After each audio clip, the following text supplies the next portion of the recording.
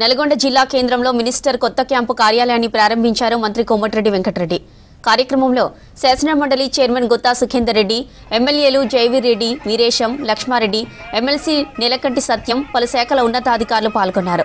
తర్వాత నల్గొండలో 200 కోట్ల అంచనా వ్యయంతో నిర్మించే young India integrated residential school నిర్మాణానికి భూమి పూజ చేశారు మంత్రి, నేతలు.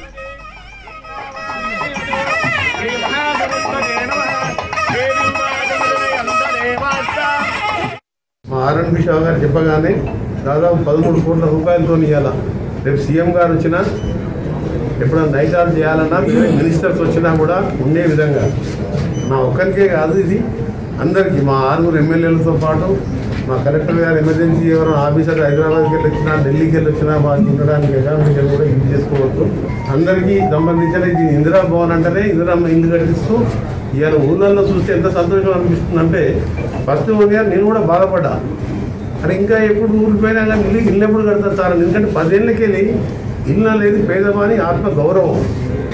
సొంత ఇంట్లో ఉంటే ఆ కూలీ నాలుగు చేసేవానికి మంచిగా నిద్ర పడుతుంది 4 గంటలు.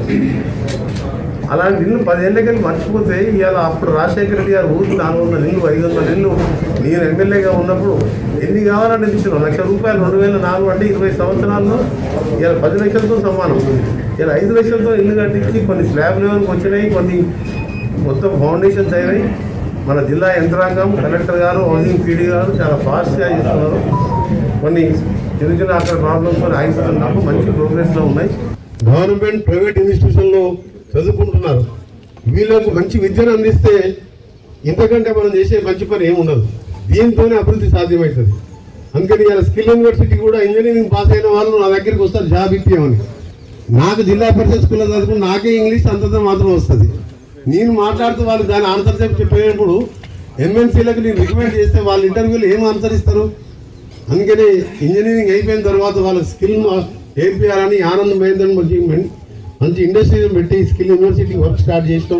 అక్కడనే ఎన్నో ఇన్స్టిట్యూషన్స్ కూడా, ఎన్నో కంపెనీస్ కూడా వస్తున్నాయి, ఎంఎన్సీ కంపెనీస్. మనకు ఎప్పుడు కష్టపడే కలెక్టర్ గారు ఉన్నారు, జేసీలు ఉన్నారు. గతంలో మెడికల్ కాలేజ్ కాంట్రాక్టర్ గారు కూడా బాగా వర్క్ చేస్తారు. ముఖ్యంగా క్వాలిటీ అనేది ఇంపార్టెంట్. మీరు తొందర అని చెప్పేసి క్వాలిటీ లేకుండా బాగా అప్పచెప్తే తర్వాత మళ్ళీ ఇబ్బంది అవుతుంది. కాబట్టి స్కూల్స్ కాబట్టి హాస్టల్స్, బాత్రూమ్స్ మంచి క్వాలిటీ మెయింటైన్ చేయాలని తెలియజేసుకుంటూ అది తక్కువ సమయంలోనే కార్యక్రమాలను ఏర్పాటు చేసిన కలెక్టర్ గారిని కూడా అభినందిస్తూ తప్పకుండా మీరందరూ మంచి పేరు తెచ్చుకునే విధంగా చదువుకోవాలని